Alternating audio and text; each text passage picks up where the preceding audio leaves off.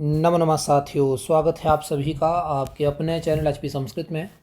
साथियों, एक बार फिर से आपके समक्ष जो हिमाचल प्रदेश के अंतर्गत होने वाली टैट से संबंधित, कमीशन से संबंधित और राज्य के स्तर पे होने वाली नेशनल और जिसमें नेशनल एलिजिबिलिटी टेस्ट जिसको नेट के नाम से जाना जाता है अथवा स्टेट एलिजिबिलिटी टेस्ट जिसे सेट के नाम से जाना जाता है, इनके लिए संस्कृत विषय में उपयोगी होने वाले प्रश्नोत्तरों के प्रारूप में अभी मैं आपके लिए यह 13वीं कक्षा लेके उपस्थित हुआ हूँ।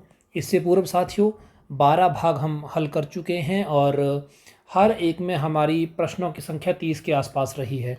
तो समय न गवाते हुए चलते हैं आज के इस भाग की तरफ। साथियों, आप भी इन प्रश्न पत्रों को साथ में हल करिए। यदि आपने यह पहली वीडियो यहाँ पर देखी है तो जो शेष की पूर्व की 12 वीडियो के लिंक हैं वो इस वीडियो के डिस्क्रिप्शन में दिए गए हैं, वहाँ से आप इन सबको देख सकते हैं।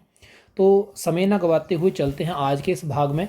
आप भी साथियों साथ में इन प्रश्नों को हल करिए और अंत में आप भी अपने द्वारा अर्जित अंकों को ज़रूर कमेंट के माध्यम से बताइएगा। चलते हैं पहले प्रश्न की तरफ। पूछा गया है, मघवन कस्य देवतायाः उपाधिर्वर्तते। मघवन किस देवता की उपाधि है? साथियों, बात करें मघवन शब्द के संदर्भ में तो यह शब्द जो है, यह उपाधि इंद्र देवता के लिए प्रयुक्त हुई है। इंद्र जो है इसे आर्यों का प्रसिद्ध देवता भी कहते हैं।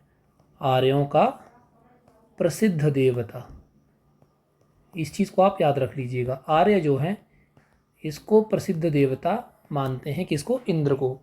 इसके अलावा साथियों मघवन शब्द के अलावा अगर बात करें तो शक्र बहुत इम्पॉर्टेंट है, इसके संदर्भ में परीक्षा में पूछा जाता है। पुरंद्र बहुत इम्पॉर्टेंट है, पुरंद्र भी बहुत इम्पॉर्टेंट है। मरुतवान बहुत इम्पॉर्टेंट है। ये साथियों इसी की ही उपाधियां या इसके विशेषण भी कह सकते हैं आप। सोमपा मोस्ट इम्पॉर्टेंट। यह जो आपको उपाधियां बताई जा रही हैं, बज्री, ये साथियों इसकी उपाधियां या इसके विशेषण कह लीजिए। उसी तरीके से मघवन शब्द जो है यहाँ पे इंद्र के लिए ही प्रयोग हुआ है। इसके अलावा अगर बात करें तो ऋग्वेद में सर्वाधिक सूक्त जो हैं इंद्र से संबंधित ही हैं। प्रसिद्ध देवता भी इसे कहा गया है। ऋग्वेद का प्रसिद्ध देवता कौन है? इंद्र ही है। अग्रिम प्रश्न की तरफ चलते हैं। पूछा गया है, यास्काचार्येण कतिविधा देवता स्वीकृता। यास्क ने कितने प्रकार के देवता माने हैं? तो यास्क ने देवता तिस्रह देवता प्रोक्तः, इस तरीके से निरुक्त के अंतर्गत कहा है 3 प्रकार के देवता हैं। कौन कौन से? एक है पृथ्वी स्थानीय, एक है द्युस्थानीय और एक है अंतरिक्ष स्थानीय। ये 3 प्रकार के देवता बताए गए हैं। पृथ्वी स्थानीय में आपके लिए पृथ्वी स्थानीय, द्युस्थानीय और अंतरिक्ष स्थानीय। जैसे अंतरिक्ष में आपके आगे इंद्र, द्युस्थानीय में आपके लिए आ गया सूर्य और पृथ्वी स्थानीय में आता है अग्नि। ये यहाँ के प्रसिद्ध देवता हैं, प्रधान देवता है। इनको आप प्रधान देवता के रूप में भी याद कर लीजिएगा। तो ये यास्क के द्वारा कहा गया है। हाँ, एक और प्रश्न यहाँ से अगर पूछा जाता है, आपने परीक्षाओं में देखा भी होगा कि यास्क ने देवताओं का कौन सा स्थान नहीं माना है? तो यास्क ने देवताओं का स्थान स्वर्ग नहीं माना है। स्वर्ग स्थान कोई भी इन्होंने वहाँ पे नहीं कहा है कि स्वर्ग नहीं मानते हैं। वो केवल 3 ही स्थान मानते हैं, पृथ्वी, द्यु और अंतरिक्ष। इस प्रकार से चलते हैं अग्रिम प्रश्न की तरफ। पूछा गया है, याज्ञवल्क्यः कया उपनिषदा सह संबद्धः। याज्ञवल्क्य ऋषि जो थे वो किस उपनिषद के साथ संबंधित थे? तो याज्ञवल्क्य संबंधित संवाद जो आते हैं साथियों, 6 संवाद का वर्णन आया है बृहदारण्यकोपनिषद में।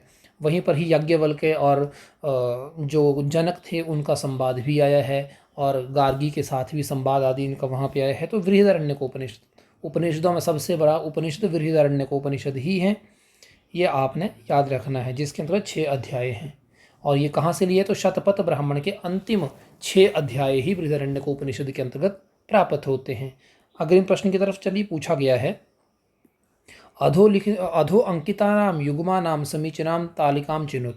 इनको आपस में मिलान करने के लिए कहा है। जैसे पुरुरवा उर्वशी संवाद, ये हमारे ऋग्वेद के अंतर्गत आता है। ऋग्वेद के अंतर्गत 10वें मंडल का ये 95 संख्या में सूक्त आता है। शिव संकल्प सूक्त, ये हमारा शुक्ल यजुर्वेद के अंतर्गत आता है, अध्याय संख्या 34 में। त्रिषष्टि और चतुष्षष्टिवा वर्णः, बोला वर्णों की संख्या 63 या 64 होती है। ये कहाँ पे बताया है? तो ये पाणिनीय शिक्षा में बताया गया है। और भूमि सूक्त जो आता है साथियों, ये आपका अथर्ववेद के अंतर्गत आता है। इस तरीके से अगर देखें तो बी भाग जो है इसका आंसर सही रहेगा। तो इस तरीके से आगामी परीक्षाओं में मिलान से संबंधित प्रश्न आने की संभावना है। जब परीक्षा पर प्रश्न पत्र को थोड़ा सरल से ऊपर ले जाने की जब प्रयास रहता है, जब जैसे दो दो ऑप्शंस कहीं ठीक लग रहे हों, जैसे यहाँ पे आप देख सकते हो, तो इस तरीके के जब प्रश्न डाले जाते हैं तभी डाले जाते हैं कि यदि छात्र ने पढ़ा है, अच्छे से गहन विषय किया है, तभी वो सभी उत्तरों को देने में सक्षम रहेगा। जैसे अग्रिम प्रश्न में मिलान के संबंध में पूछा गया है। यास्क, यास्क की रचना है निरुक्तम। यम यमी संवाद ऋग्वेद के 10वें मंडल का 10वां सूक्त है और इसी में 14 मंत्र आते हैं, तो ये ऋग्वेद का है। तैत्तिरीय ब्राह्मण कृष्ण यजुर्वेद का है और तबलकार संहिता आपके सामवेद की है। तो इस तरीके से अगर आप देखें तो इसका क्रम बन रहा है 3-1 स्वरूप में। अगर आप देखें तो सी भाग जो है इसका आंसर सही रहेगा, ये इसका सही विकल्प है। अग्रिम प्रश्न की तरफ चलिए। पूछा गया है यज्ञे यजुर्वेद संबद्धो अस्ति, बोला यज्ञ में यजुर्वेद से संबंधित कौन सा है? तो साथियों ये ऋत्विक बताए हैं। होता आवहयति देवान, ये होता ऋग्वेद का ऋत्विक है।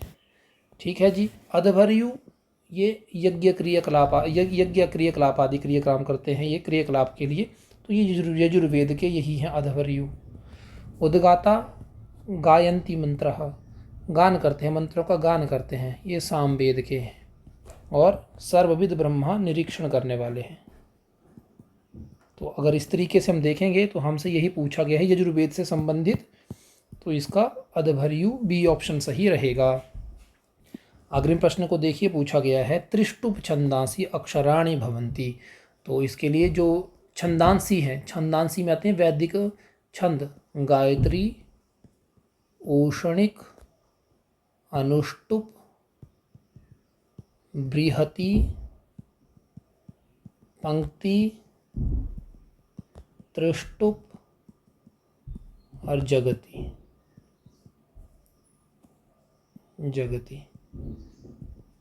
अगर इस तरीके से हम देखेंगे तो इनके वर्ण देख लो। 24 उसके 4 जोड़ते, जो 24 4 28 4 32 4 36 4 40 4 44 4 48। तो यहाँ पे त्रिष्टुप पूछा गया है। त्रिष्टुप के अंतर्गत कितने हैं? 44, 44 हैं। तो इस तरीके से हमारे इस प्रश्न का उत्तर जो है सही रहेगा 44, डी भाग सही रहेगा। अग्रिम प्रश्न की तरफ चलते हैं। पूछा गया है ज्योतिर्विज्ञानम आश्रित्य कह वेदानाम काल निर्धारणम अकरोत्, ज्योतिष की दृष्टि से वेदों का काल निर्धारण किसने किया है? तो साथियों ये लोकमान्य बाल गंगाधर तिलक के द्वारा किया गया है। ठीक है, इसका आंसर जो है ये सही रहेगा। 6000 से 4000 ईस्वी पूर्व के बीच का इनका समय काल माना गया है। मैक्स मूलर ने 1200 ईस्वी के आसपास, सायणाचार्य जो है ये भाष्यकार स्वरूप में माने गए हैं। अग्रिम प्रश्न को देखिए। इस प्रश्न में पूछा गया है कह सत्यम अस्ति, इनमें से कौन सा वाक्य जो है सत्य है? जैसे कहा है कालिदासो वेद भाष्यकारम वेद भाष्यम अकृत, कालिदास ने वेदों का भाष्य किया, नहीं किया था, गलत हो गया। दारासिको उपनिषदम अनुवादम कृतवान, दारासिको ने उपनिषदों का अनुवाद किया था, बिल्कुल दारासिको ने ही किया था, ये 17वीं शताब्दी में। अग्रिम प्रश्न देखो। मम्मट, ये इसी में अगला भाग देख लेते हैं। मम्मट व्याकरण ग्रंथान विरचितवान, मम्मट ने व्याकरण ग्रंथों की रचना की, नहीं, मम्मट साहित्यकार थे। निरुक्तस्य प्रणेता अस्ति पिंगलः, नहीं, निरुक्त के रचयिता यास्क हैं, यह भी गलत है, बी भाग सही हुआ।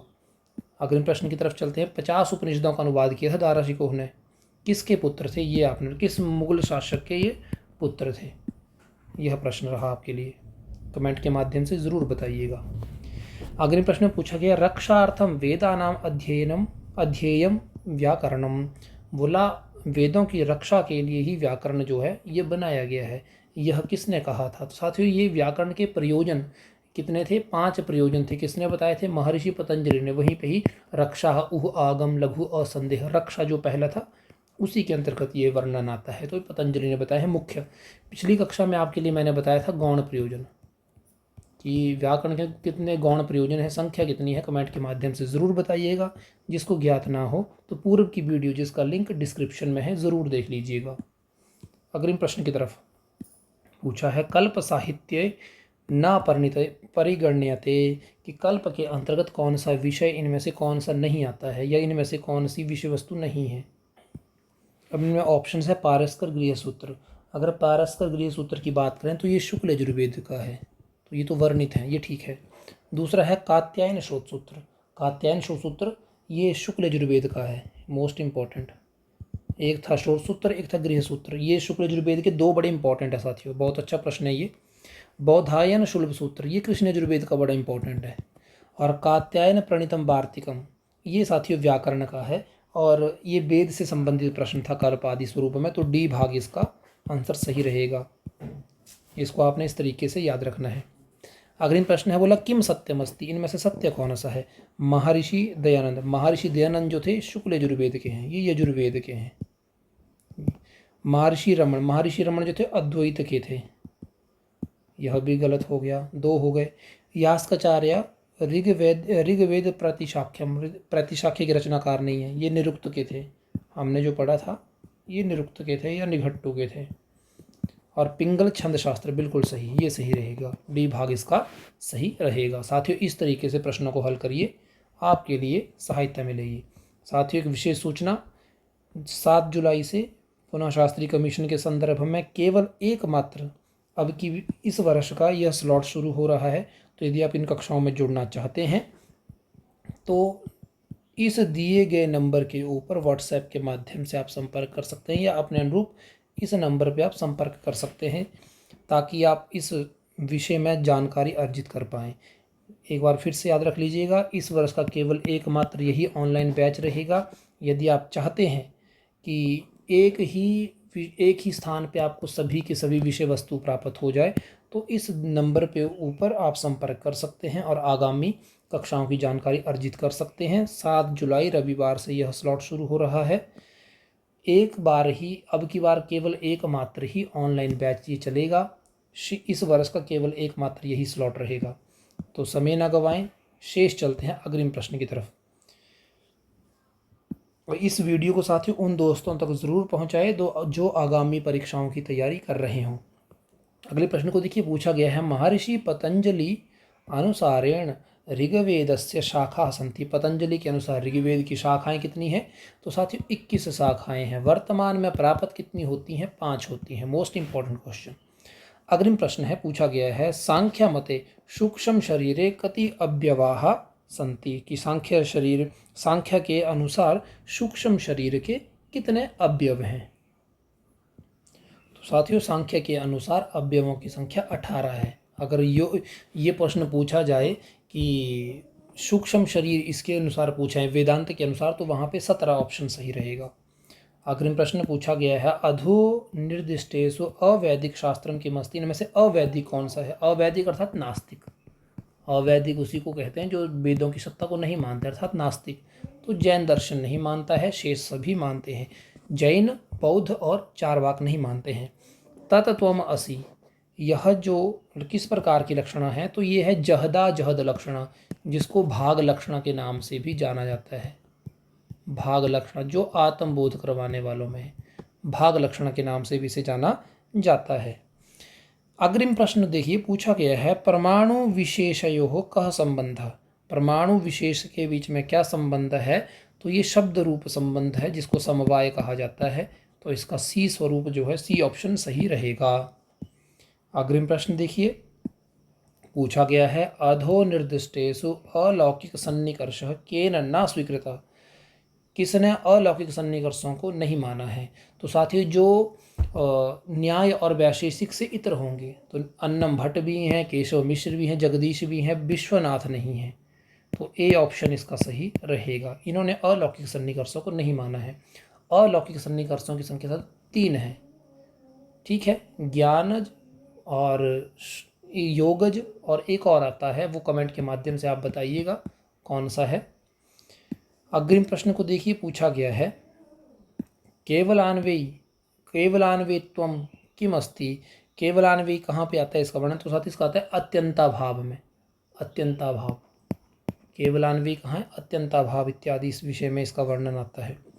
अग्रिम प्रश्न को देखिए, पूछा गया अधो निर्दिष्टेषु किम सत्यमस्ति, नीचे लिखे इनमें से कौन सा सत्य है।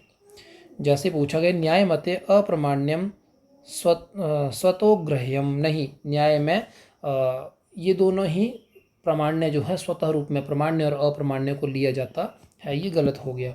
न्याय मते शब्दों विशेष गुण, और न्याय मत में जो शब्द है विशेष गुण है, नहीं, विशेष गुण में ये नहीं आता है। न्याय मते प्रमाणम त्रिविधम, नहीं, न्याय मत में 2 प्रमाण माने जाते हैं, प्रत्यक्ष और अनुमान। अग्रिम है न्याय मते मनसो विभुमस्ति, न्याय दर्शन में कहा है कि मन क्या है, विभु है, बिल्कुल सही, डी भोग आंसर इसका सही रहेगा। ये इसके प्रमाण में ही, लक्षण में ही बताया गया है। अग्रिम प्रश्न देखिए, पूछा गया है सांख्य मते अहंकारम कतिविधम, सांख्य दर्शन में अहंकार कितने प्रकार का बताया गया है, 3 प्रकार का बताया गया है। साथियों कमेंट के माध्यम से बताएं ये 3 प्रकार कौन कौन से हैं, किस में कहा गया है। अग्रिम प्रश्न यदि आपको ज्ञात ना हो तो शेष आपको अग्रिम वीडियो में इसके विषय में बताया जाएगा। प्रश्न है न्याय मते पदार्थयो संबंध नियामक कह, न्याय दर्शन में संबंध को बताने वाला कौन सा है। तो संबंध को बताने के लिए साथियों सबसे पहले आपको बता दिया जाए 3 प्रकार की शब्द शक्तियाँ रहती हैं, अभिधा, लक्षणा, व्यंजना, और इसी के साथ वाक्य आदि स्वरूप में बात करें तो वाक्य के 3 भेद कहें, वाक्यम स्याद, योग्यता, आकांक्षा, आसक्ति, पदोच्चय, इस तरीके से वहाँ कहा गया है। अब पदार्थों के विषय में कौन सा कहता है, तो योग्यता का लक्षण आता है।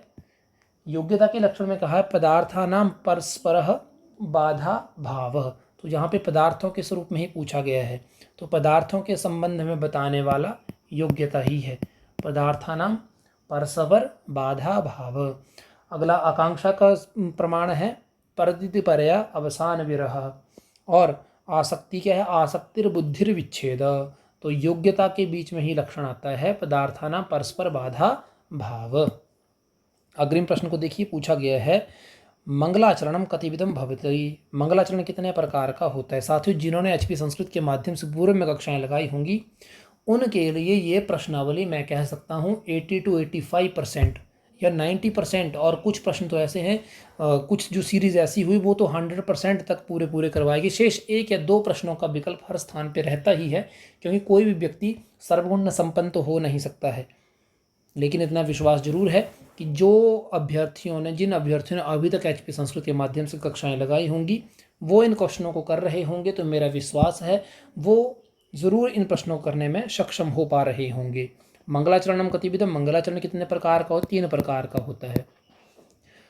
वस्तु निर्देशात्मक मंगल, एक होता है आशीर्वादात्मक, और तीसरा कौन सा होता है कमेंट के माध्यम से बताइए।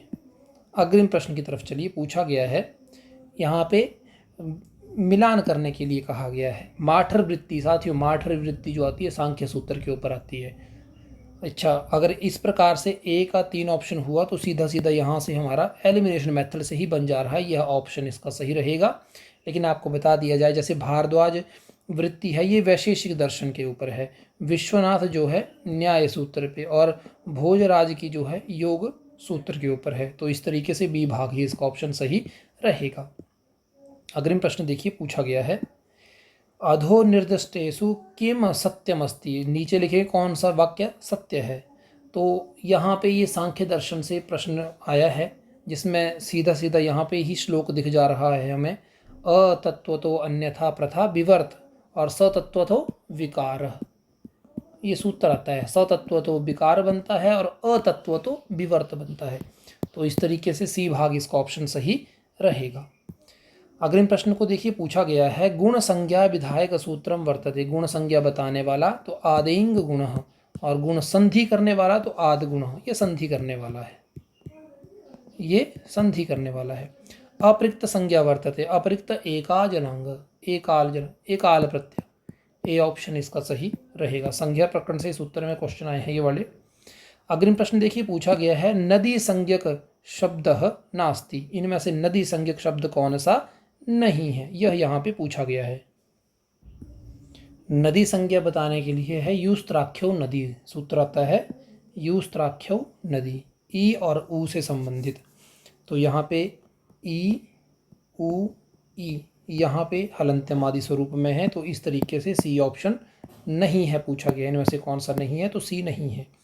अग्रिम प्रश्न है ईदु द्वे अंतस्य द्विवचनस्य शब्दस्य कः संज्ञा भवति। ईदु द्वे द्विवचनम परगृहम, परगृह संज्ञा होती है, तो ए ऑप्शन इसका सही रहेगा। लास्ट प्रश्न आज का पूछा गया है गाम दोग्धी पयः इत्यत्र गाम पदे कर्म संज्ञा केन सूत्रेण भवति। कर्म संज्ञा साथियों ये जो है ये उपपद विभक्ति स्वरूप में आता है, जिसके लिए अकथितम च सूत्र आता है, जिसमें द्विकर्मक धातुओं का वर्णन बताया गया है। द्विकर्मक जिनकी संख्या 16 है, वहाँ पे ये वर्णन, ये सूत्र उदाहरण आता है गाम दोग्धी पयः, गाय से दूध दोया जाता है। तो यहाँ पे कर्म संज्ञा बताने के लिए अकथितम च सूत्र से ये वर्णन आता है। तो साथियों ये आज की प्रश्नावली थी। आज की प्रश्नावली में आपके कितने प्रश्न सही हुए कमेंट के माध्यम से ज़रूर बताएं। जो प्रश्न नहीं आए उनके विषय में विचार करें।